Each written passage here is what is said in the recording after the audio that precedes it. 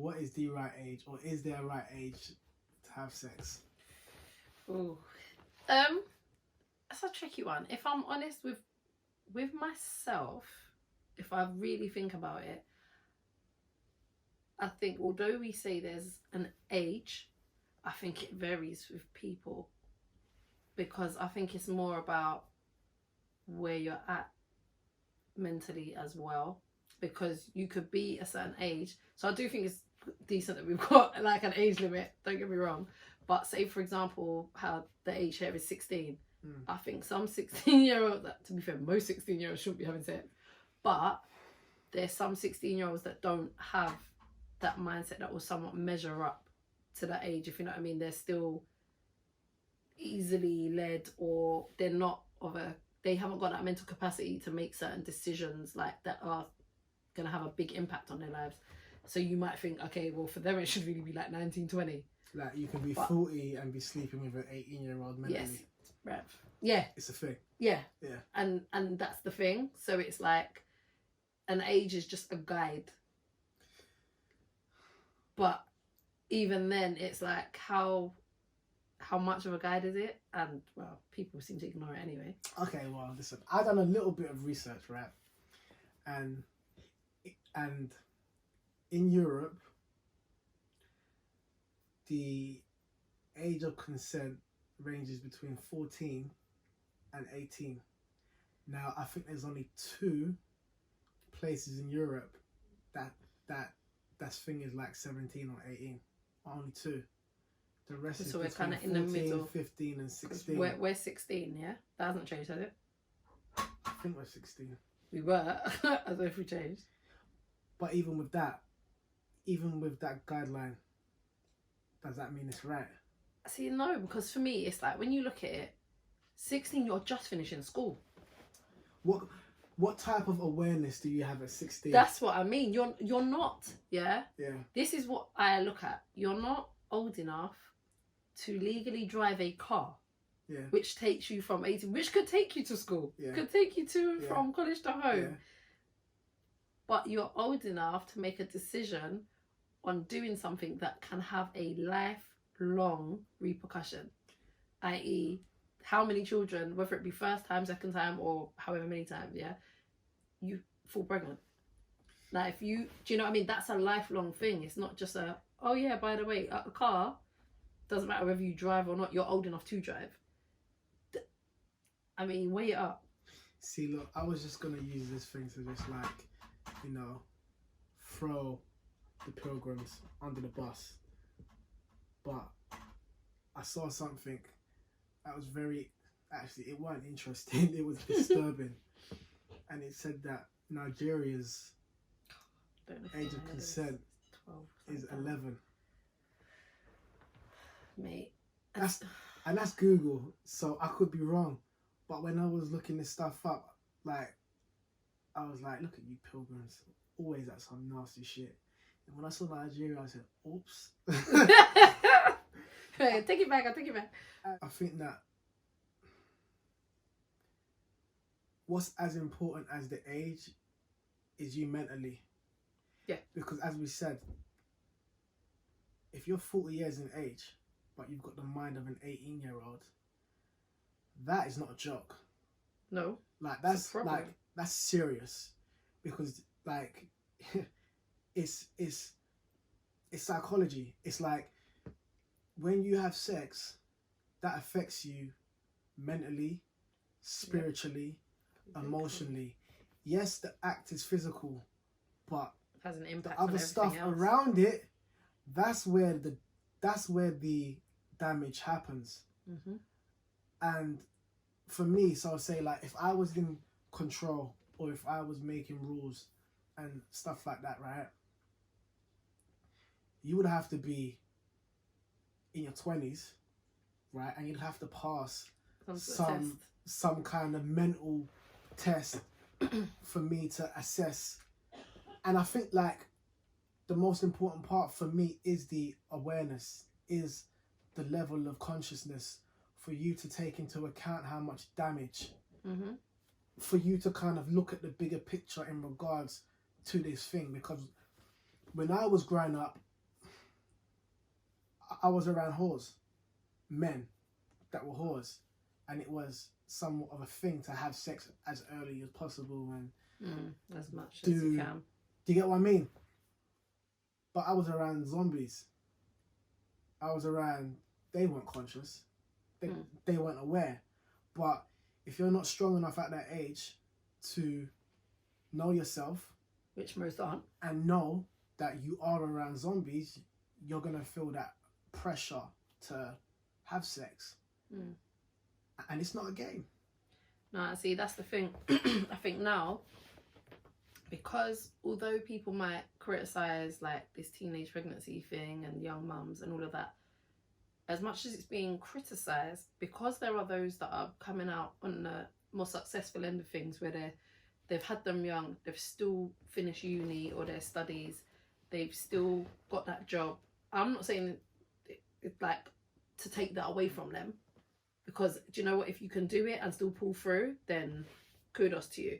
Yeah. But at the same time, we're looking at, it's different kind of pressures, because when you think about it, our grandparents were having children young, our great grandparents were having children probably even younger. So when we actually look at it properly, and I've even had this convo with my own gran, I said, like, the older generation are critiquing or criticizing older people, like if you're in your mid-30s and you haven't had children yet, it's like, oh, they're those career women, you know, they want to wait till forever. And you're thinking, well, like, you criticize those that are in their 30s that don't have, and then you're criticizing those that are like 16, 17 that are having. What age should you have them at then? Where do you get the balance? They ain't got the answers though. Do you see what I'm saying? Yeah. But now, a lot of them, no matter, although yes, some of them had to struggle, but that was just life circumstances. Yeah, because when you look at our grandparents, most of them were getting married young. Yeah, so you're looking at what, together from late, like pre-teens or early teens, by 20, most of them were married and at least had one child. Do you understand? Within a certain age bracket, yeah. Then they might have had multiple. You're noticing like our parents and grands might have been one of 5 to 6 was a normal number for a lot of families. So when you but their mental capacity at those young ages was far higher than ours now. Yeah. They may not have known all the things that we know. We may have more knowledge of things, but their mental capacity, like I know for a fact, me at 21 versus my mum at 21, there's 2 different 21s. We're indoctrinated, and it could come across as like we're intelligent or smart and stuff, but like it's just what we're told. That's just what we're told, and that kind of ties into the fact that because it's legal, we think it's right. And this is the thing. And that even statutory rape, though. I mean, the fact that, you know, a person can rape someone and get less time for someone that's selling drugs. Yeah. Like, but yet you've still ruined a person's life. Same way. So it's like, if you look at and this is the indoctrination and the trust that the people have in, like, white people and stuff, innit? It's like, they make the rules and the laws, and because we're so indoctrinated, it's like, okay, that's fine. Well, that's how it's always been that way. You don't question it because they say it's legal, but yeah, we're being taught by psychopaths. This is the thing about being indoctrinated and accepting the ideologies or the narratives that they put on us.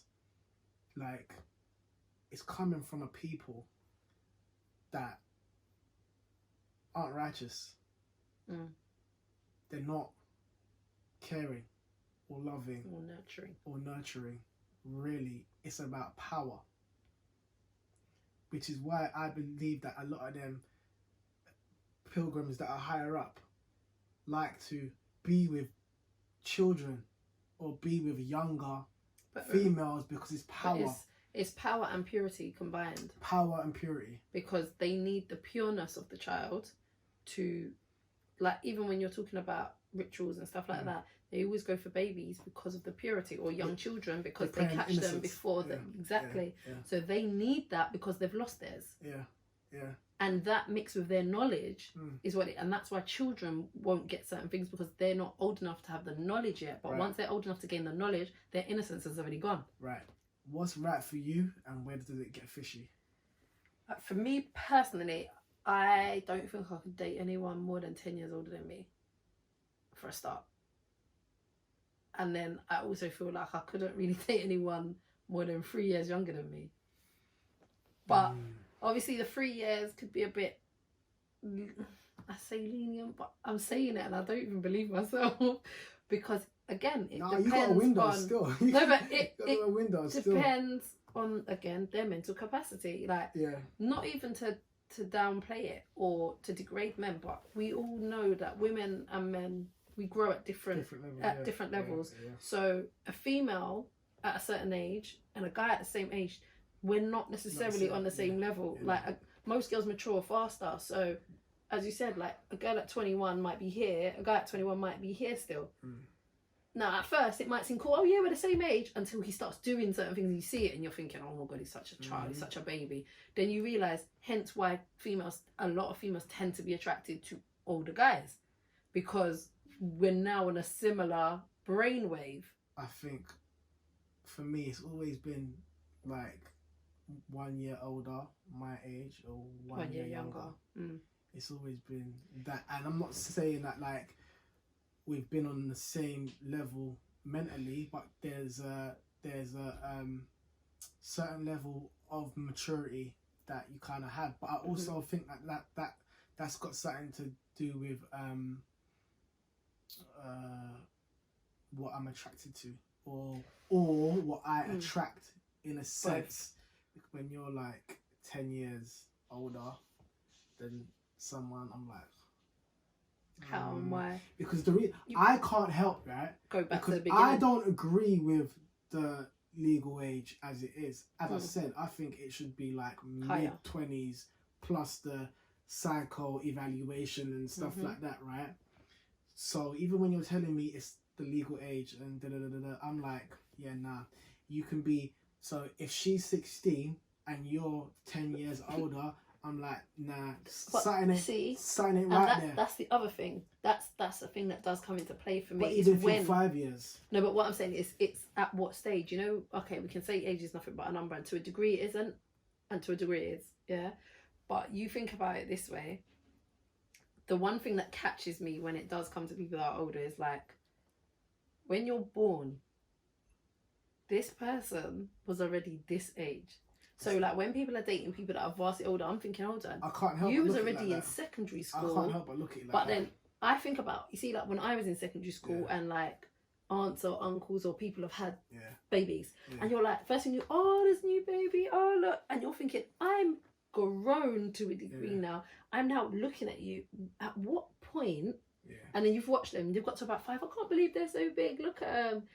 At what point does that just switch? Obviously, it's generally not, unless there's issues. It's not those children that are close to you. It's random. But so it's not like you were there to see that. But at what time does that switch to think, hold on, I was like a whole 20 when that person was born. But now I can look at them and find them attractive in that same way. Or just even the fact that you're coming out of school in school uniform, and I've been working for the last 7 years of life. And for me, that's something that I can't not think about and not that's see. The same with me. Because like it's a thing. So ultimately, I'm like, legal don't mean right. But legal has never meant right. But no one questions it because they don't know anything, or they don't know any better, or they're not even about. It's not like, oh, I'm not gonna question master and what master says and stuff. But whatever the pilgrim says, in my eyes, in regards to what's right, I'm not gonna. Do you honestly think that I'm gonna allow the pilgrim to tell me what's right and what's wrong, or when's the time to do this, that, and the third? No way.